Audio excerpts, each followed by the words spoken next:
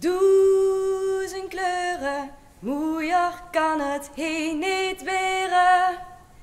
Duizend kleuren, uig en stor, wat een gebeuren.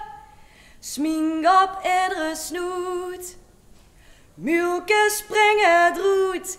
Dat kan wies vannacht nog deuren, want die vaste lovenskleuren lopen uit.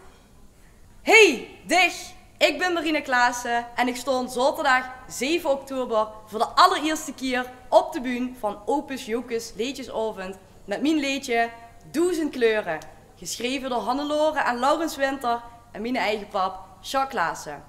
Samen met een grote groep finalisten gaan we ervoor zorgen dat het een topavond wordt. Maar daar hebben we ook voor nodig.